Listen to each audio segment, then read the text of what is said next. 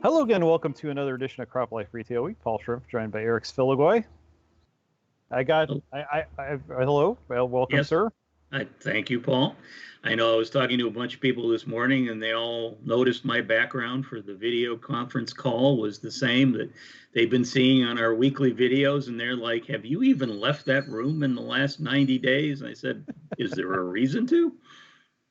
So, There is, sir.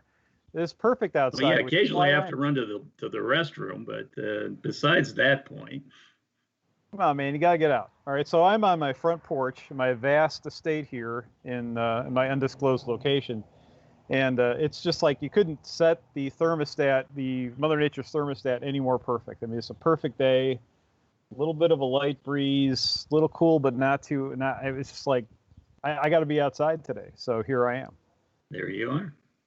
So yeah, so we have. So it seems like the word, the term dicamba has not left our meetings or our vocabulary or anything else that we've done over the last week. Just so much has happened, just in the course of a scant. Wow, has it even been 10 days, something like that?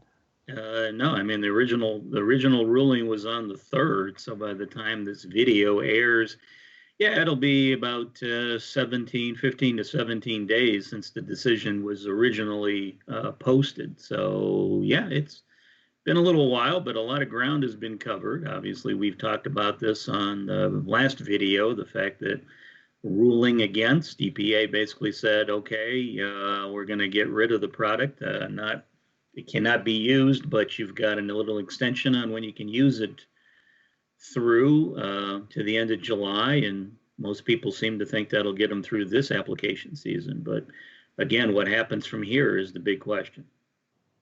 And I'm not sure. We're doing this a little before Saturday. Obviously, we're shooting this in advance, but I think there are some announcements expected, or some things expected from either EPA or some entity within the next week or very soon. Yeah, by the time this video actually airs, there may be another decision on dicamba. Who knows? I think there was some appeals filed for and against. I know a lot of the grower groups have been sending me releases recently. National Corn Growers, American Soybean Association, saying that they were in support of the appeal that basically dicamba should continue to be used for growers across the country. Yeah, I saw a communication out there, and I think it was Twitter, from Larry Stuckel, that linked to a story and they're talking about what to do with Palmer pigweed should this get eliminated, or what kinds of options there are. And they're not pretty. They're not good.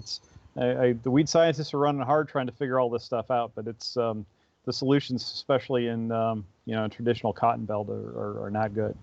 Yeah, I know I've talked to a few of we have a sister publication, Cotton Grower, and the editors there were pretty much saying the same thing, that if you get rid of dicamba use for certain parts of the Mid-South, that there's just acres of land that have Palmer pigweed on them, and that they're not going to be able to use any type of chemistry to get any type of control. So. Yep. Definitely. So I think we got a couple of other things beyond dicamba. Yeah, well, the one other thing to mention on dicamba is I know that, of course, one of the big players in the dicamba market is Bayer. And we found out this week, now, according to the company, it was just coincidence that this decision was being made by Bayer.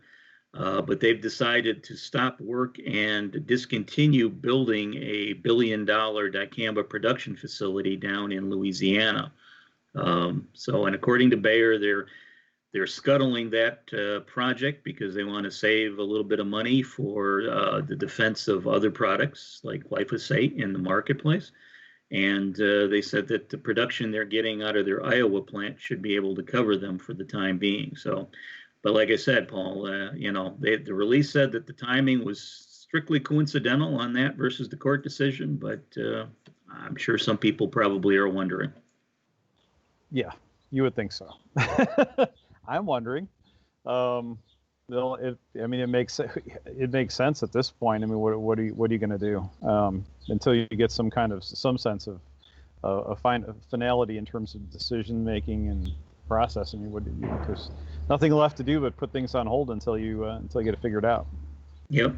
And I know, Paul, I know folks I've talked to have speculated with the Dicamba cropping systems now taking some hits in the courts that possibly the Enlist cropping systems that use 2,4-D would come to the forefront as an alternative for growers. But lo and behold, we found out last week, basically just before we posted our video for last week, that Enlist Duo has now gone to, it's now in the Ninth Circuit Court, groups claiming that it goes against the Endangered Species Act, and the registration for that should be canceled as well. Yeah, well, that's generally what they do. They find a tactic that works, and then they're just going to pull that hammer out and hit it until it doesn't work anymore. Yeah, I have no idea whether they can have that kind of success or not. ESA has been used and been thrown up as far as lawsuits to EPA for years, and so maybe they figure with a sympathetic ear in a Ninth Circuit Court that they can run that up the flagpole and get some action very rapidly. It's crazy. It's crazy that the regulatory process is like this. No matter whether it's fair or unfair decision-wise, at the end of the day, you want a system that's predictable. You want a system that everyone kind of knows when the outcome happens, that you're going to be able to rely on it, that you're going to be able to make big business decisions and big bets on whatever you've developed. And this just can't go on. We have to get this settled. We have to give someone authority, and we all have to live with that authority. And if something comes, unless there's some reason to really revisit it that has to do with safety and not with procedural issues, then fine. But if there's not, then we have to be able to have somebody stop it and say, look, we've done the work. This is the way it is, and stop. All right. Well, again, this is something I hadn't, in the news releases that I was reading about Enlist Duo in the Ninth Circuit Court, I hadn't seen anything that indicated when the judges might rule on if it's valid to use or not in the marketplace. But it's obviously something that we'll follow here on the videos and online with CropLife. Once news breaks, we'll get it to you as quickly as we can. Absolutely. Sounds good. Got anything else today? Well, yeah, actually, I guess some good news to share. Of course, I know that has been a little bit of an issue regarding the U.S. and China going back and forth with a trade dispute during 2019, and here in 2020, some blaming back and forth regarding who knew what about COVID-19 spread and when. But lo and behold, even with all that back and forth and maybe a little bad blood between the two countries, China is buying U.S. agricultural products. I ran across an item, Paul, that said that here in 2020, which we're about halfway through so far, $1 billion worth of U.S. cotton has been purchased by the country. And just in the past 4 days, this is as of mid-June, 1.11 tons of soybean were purchased by China. And I know China's been buying several 100,000 tons of soybean all throughout the month of June. So good news on that front for U.S. agriculture. Cotton and soybean are making their way from our shores to China without any interruption. Excellent. Well, with all the stuff's going on, it's just this stuff's going to happen largely under the wire. There's just, in the hierarchy of news, it's easier to get that pushed aside, but that's good to hear. That's great to hear. Yep. So that's all I have this week then, Paul. Obviously, we'll keep our eyes open for anything else that breaks, but at the moment, that's the bad news and the good news for agriculture. Absolutely. Well, hopefully the weather out where you are is doing well and you're able to grow. Hopefully it's like this for a little while, and I know you guys need some heat units, so we'll keep those coming and a little rain, and keep our fingers crossed that this is a strong year for agriculture.